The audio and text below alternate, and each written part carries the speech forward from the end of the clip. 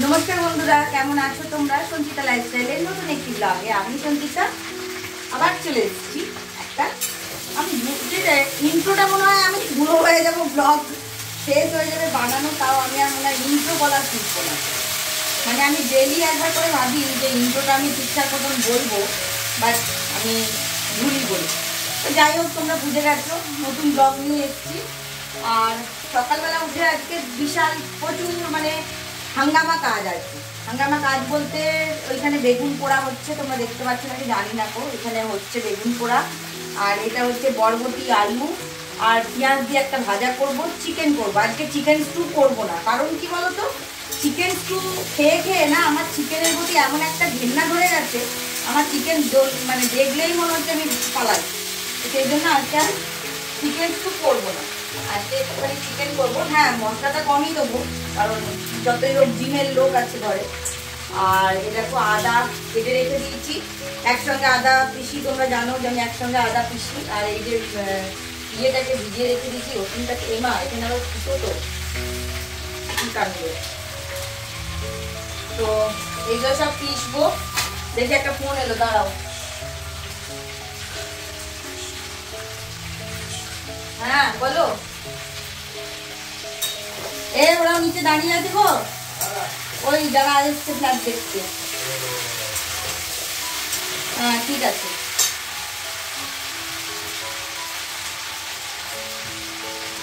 আসলে না ফ্ল্যাট, আমি একটা ফ্ল্যাট বিক্রি করবো, তো সেই জন্য লোকজন আসছে। তো কেউ একজন ফোন করেছিল, একজনকে পাঠিয়েছে। হ্যাঁ ওকে উপরে তুলে দাও না, আমি যাচ্ছি, দাঁড়াও গ্যাসটা কম করি। আর টিকেটে দিয়ে আমি কাউকে ফ্ল্যাট দেখাই না, কারণ কি বলতো, টিকে না বহুত কম রেট বলে দেয় লোককে, আর ভুলভাল মানে ও পারলে লোককে ফ্রিতে দিয়ে দেয়। তো আমাকে এইগুলোকে স্টপ করতে হবে, এখন ভিডিও স্টপ করে আমি ওইদিকে যাবো, দেখি কে এসছে। গ্যাসটাকে কম করে দিই, নুন হলুদটা দিয়ে দিই।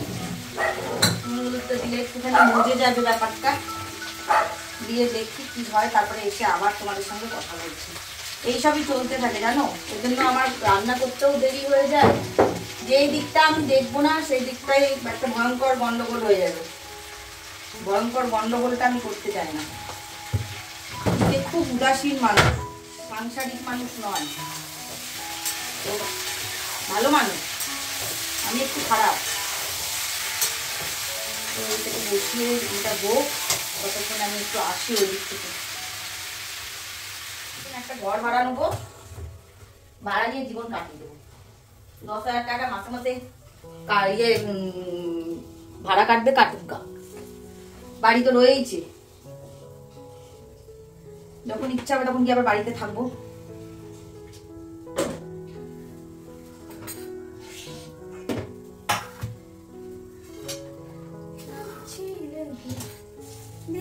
ডান হাতটা না এত যন্ত্রণা আমার, কোনো জিনিস আমি গ্রিপ পাচ্ছি না। হঠাৎ করে টেনিস এলবোটা কোথা থেকে আবার চলে এলো কে জানে। না এই ভিটামিন ডি জন্য হচ্ছে, আমি বুঝতেও পারছি না, হয়তো ভিটামিন ডিটার জন্যই হচ্ছে।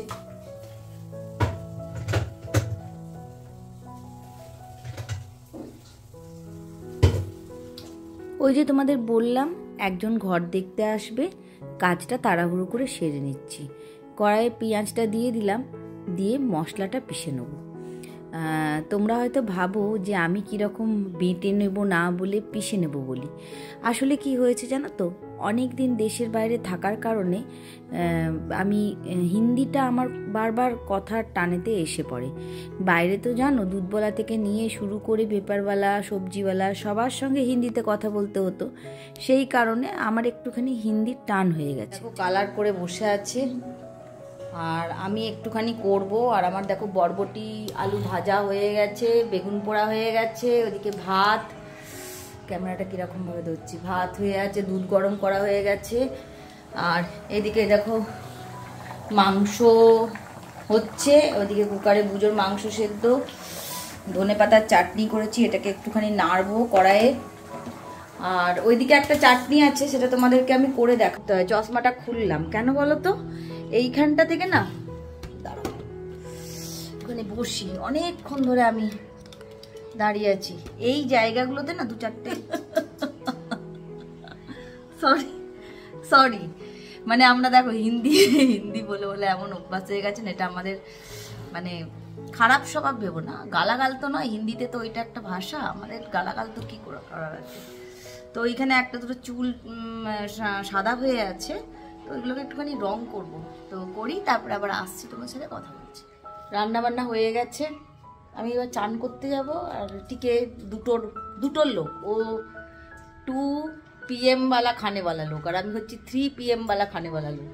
তো ওই জন্য 2 PM वाला खाने वाला লোক বসে গেছে, ও চুলে কালার করতে দিয়ে সাডেনলি জওয়ান হয়ে গেছে। কই গো দেখাও একটুখানি, বটটা আমার জওয়ানই বটে,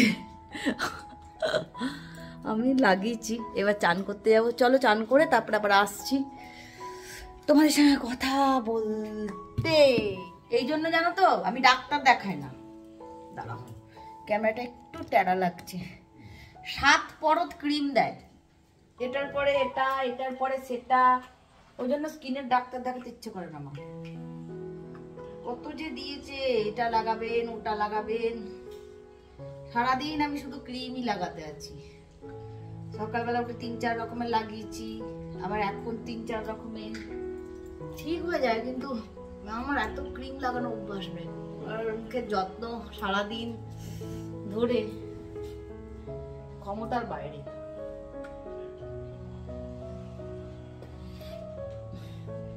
আর আমার মতন এরকম কে কে করো দাঁড়া দেখাচ্ছি। পেটটাকে কেটেছি ক্রিমের শেষ পর্যন্ত, একে চাললে চলবে না। এটা পুরো ওর যতটা কি দাম, এইটুকুটুকু ক্রিম গুলোর 700-800 টাকা করে করে করে দাম নিচ্ছে। ওই জন্য পেট কেটে ওর প্যাটরা হর করে দিতে হবে। যতক্ষণ পারো ওটাকে ব্যবহার করো। ক্রিমগুলো লাগানো হয়ে গেছে, খাইতে বসবো, খিদা পাইছে খিদা, কিন্তু এখন নানা রকম টুকটাক কাজ আছে। ইয়ে তো ধুলে ওই কি বলে বাকিটা। চান করে মুখটুক পরিষ্কার করে আমি খেতে বসেছি। আর তোমাদেরকে তো আগেই দেখালাম যে টিকে একটু আগেই খেয়ে নিল, একটু তাড়াতাড়ি খায়। আসলে ও অনেকটা সকালবেলা ব্রেকফাস্ট করে, সেই জন্য একটু তাড়াতাড়ি ভাত খেয়ে নেয়, আর আমার ডেলি এরকম দেরি হয়।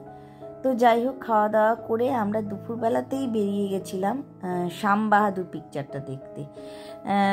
টিকে বলল চলো আর্মির পিকচার, জানো তো ওর একটু আর্মির ব্যাপারে একটুখানি দুর্বলতা আছে, তো আমরা শ্যাম বাহাদুর দেখতে এসে গেছি। আর সত্যি বলবো কি, এত ভালো ভিকি কৌশলের অভিনয় লেগেছে, অনেক দিন পরে এরকম ভালো আমি একটা সিনেমা দেখলাম।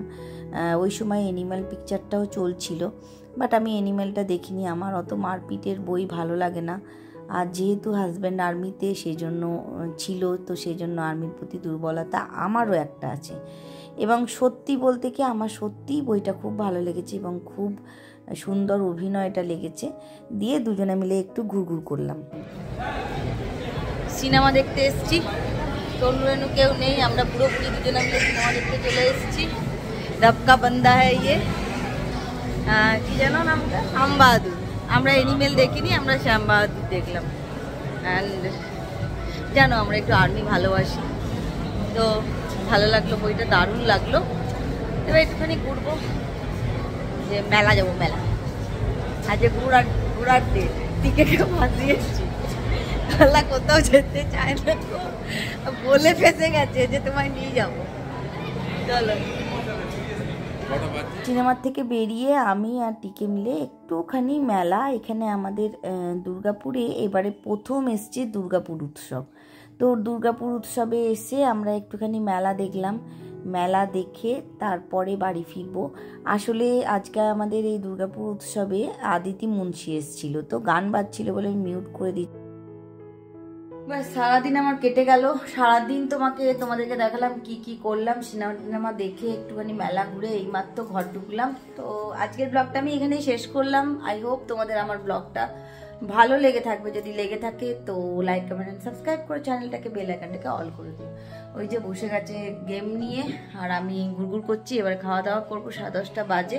আমার চশমার ফ্রেমটা কেমন হয়েছে তোমরা জানিও, ওকে? তো চলো বাই, সবাই ভালো থেকো, সুস্থ থেকো, ঠান্ডায় নিজেদের একটুখানি খেয়াল রেখো।